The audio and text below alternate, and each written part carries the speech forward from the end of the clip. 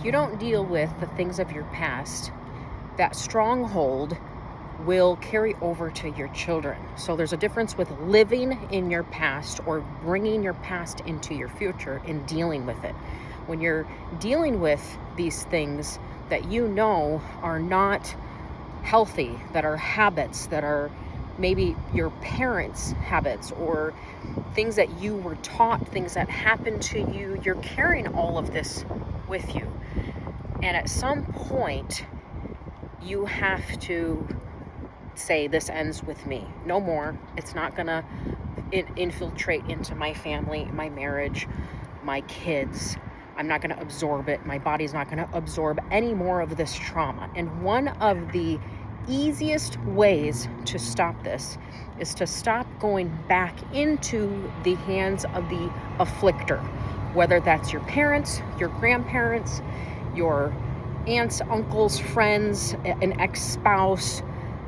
It's cutting those ties, and not in a way that it's like, I hate you and I never want to talk to you again, but healthy boundaries are necessary when you are healing.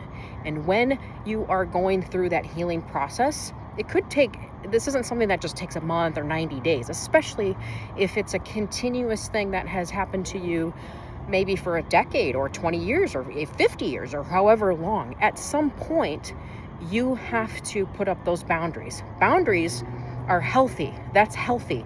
You're learning to heal, so you can't keep going back into the same situations and going around the same people that are making you fall, stumble, second guess yourself, making you become that person that you don't want to be. Because your kids are going to suffer. Your spouse is going to suffer. The people around you will suffer if you don't learn to put a stop to it.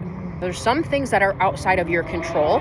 Number one, you're not going to change anybody else, right? You're not going to change that other person's behavior by you engaging in conflict with them and saying, well, you did this and you're this and you did that. And those are your just open wounds that are being poked at.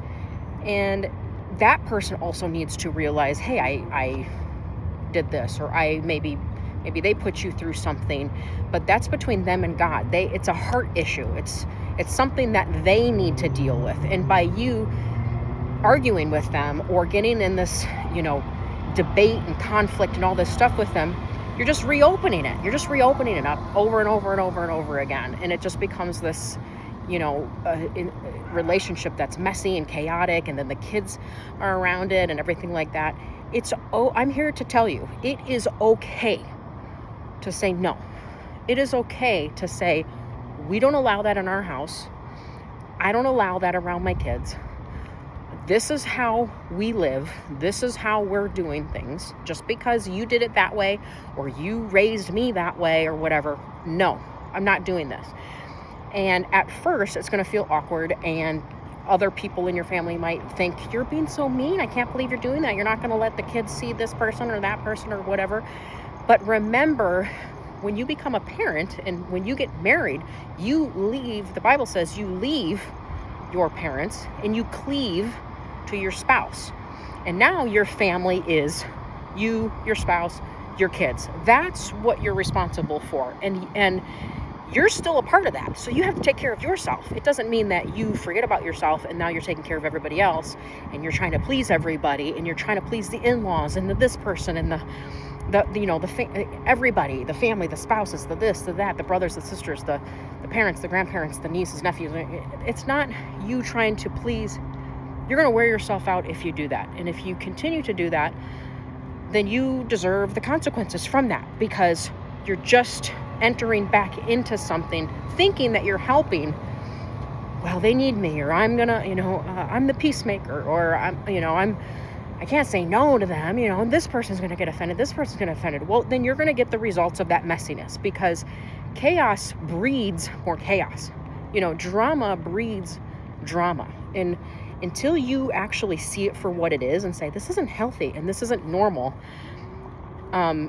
it becomes your normal. And that's the problem, is those sick, twisted, behavioral, dysfunctional patterns become your kids will think that's normal. And then when they are around that day in and day out, That's building their paradigm. It's their experiences. They are seeing how family expresses themselves, and then them themselves will grow up to be a product of their environment, a product of what they were taught, a product of what they saw. That's their paradigm.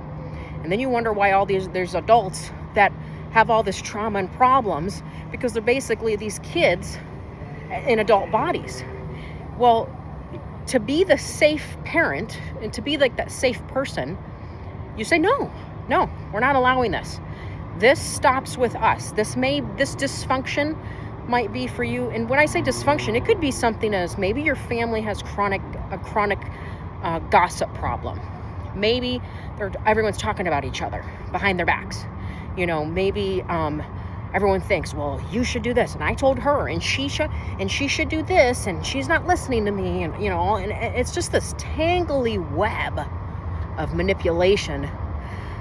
Get out of it. The best thing that you can do is to remove yourself, step out of it. Like, literally, don't pick up the phone, don't go to their house, leave them be, because they'll continue doing that, and the less people, the better. So if there's 10 people gossiping, make it 9. You remove yourself out. Then maybe one more will move out, and then maybe it'll be down to the 2 people, and they can talk amongst each other about everybody else, But the fact is that your life and time is passing you by.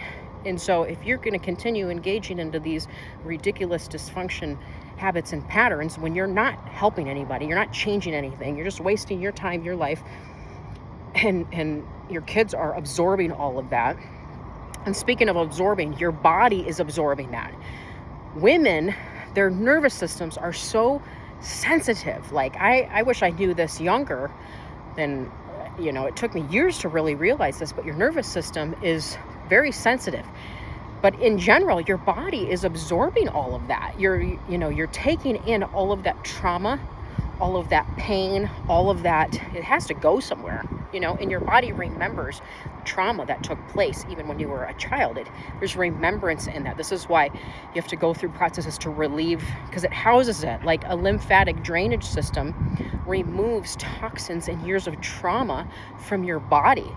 Certain massages do, because it needs to be released so it could flow out.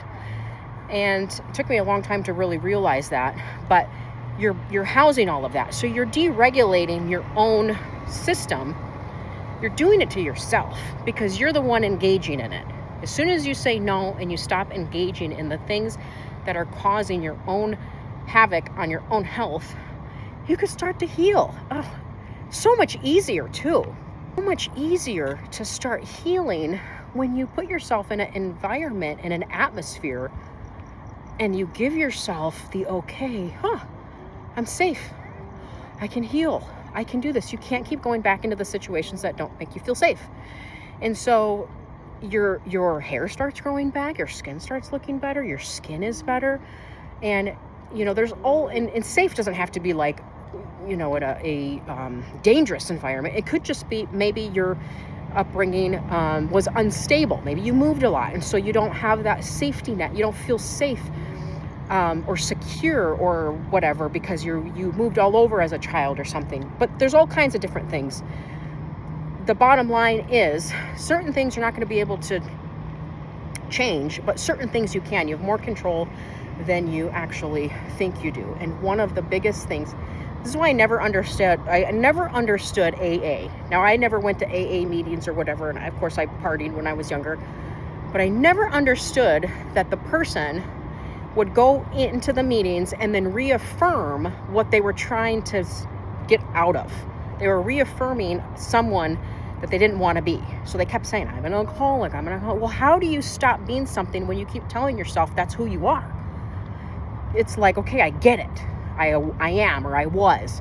But you have to see yourself as the opposite. You have to, it's like, if you're trying to get in shape, you can't keep telling yourself you're fat. You got to tell, I'm healthy. It might sound weird at first. Maybe at first you're not, but the man goes where the man follows where the mind goes. So your mind goes there first. You trick yourself into, believing it. You think it, you speak it, and then you move into action. Well, if you keep telling yourself, I'm this, I'm that, I'm this, I'm that, you're going to move into action for that. Like, anyways, that's a kind of a different subject, but similar. So you can't keep going back into the same habits, patterns, people, just because you don't want to offend them, just because you don't want to make them feel bad. Oh, I can't make them feel bad. Well, they're having a great time ruining your life, doing whatever they want or saying whatever they want or causing problems. By you, if by you putting up boundaries makes that person feel bad, there's a bigger issue there, right? It's not you. You have a right to put up boundaries in your life without feeling guilty for it, okay? You don't owe people your life. Liberate yourself from thinking that you owe people an explanation for you living and doing and being you, being the person that God called you to be. You don't owe anybody an explanation for that. It's really none of their business. And so if they're getting offended or they're getting hurt about it, that's something between them and God. But remember, this is your race to run. God has entrusted you with your spouse, your home, your business, your job, your kids, your territory, right? This is your race. He's entrusted these things with you, to steward, right? To be excellent in that whatever areas, whatever gifting, whatever life he has you in. It's very hard to do that if you're trying to please everybody, if you're spread really thin, giving your time away, right? When some people don't care about your time. It's very hard to do that. It's very hard for you to be present and like, it's like you're watering down yourself. And then your kids and your spouse get this watered down version of you because you're so burnt out because you were just involved in a bunch of stupid stuff that makes zero sense. It's not going anywhere anyways. And this could even be like bad friendships, toxic friendships. You get off the phone and you're like, man, I'm exhausted after that conversation. Or you're stuck on the phone for hours with them going nowhere. And it's just stop already. Just stop. This year, 2026, make a point to be focused. Say, I'm going to do what God's called me to do. I'm going to take care of my health. I'm going to protect my peace. I'm going to run my race. I'm going to be the mom, the wife, everything that God's called me to be, and put up those boundaries. And again, this is not saying it's not blocking everybody out of your life and being like, I have no relationship. I want nothing to do with you. Unless they're extremely toxic and they're coming against what you're trying to build. If you're around people that are tearing down what you're trying to build up, I've had people around me do that. You build, they'd tear down. You'd build, they'd tear down. You'd be like, okay, I had a great day. They'd say something, push it back. And it was just like this constant friction and conflict. I finally realized, what am I even doing? I'm doing it to myself because I'm allowing that person to do it to me. And I'm engaging in it because I don't want to hurt their feelings or whatever. So if it's just for a period of time for you to heal and get some clarity, you've got to pull back. You got to bring it in. You got to get that clarity. You got to use that time to connect with the Lord, ask him to lead you, guide you, give you wisdom. He says he'll give you as much wisdom as you need, so don't be afraid to ask. Get all the wisdom you need. Get your spiritual discernment heightened, because the spiritual discernment is going to lead you. You will know, this person is not, this is not right, this is, or whatever. And during that time, you will learn some things about yourself that you need to do, that you need to change. Like, you will start saying, oh, dang, maybe I'm the problem. Because there's a lot of self-reflection that goes on in that time when God reveals it to you. And he doesn't reveal it in a condemning kind of way. It's a loving way, in a disciplinary way, to get you to change, to get you to be better, for you to come up higher. And you'll start realizing, I gossip and I need to stop doing that, or whatever, and what'll happen is when you do it, you'll be convicted of it. You'll be like, oh, I shouldn't have done that. I shouldn't have shared that, or I shouldn't have said that. That might be your old person. And you just ask for forgiveness and move on. You don't dwell in it. You don't beat yourself up over it. You don't get all guilty over it. You just do better. You just keep moving. I tell my kids all the time, you can just keep moving. Keep moving forward. Take the breaks when you need, pivot when you need. We just keep moving forward as a family. Things will get bumpy. We'll have to make changes. People come and go in your lives.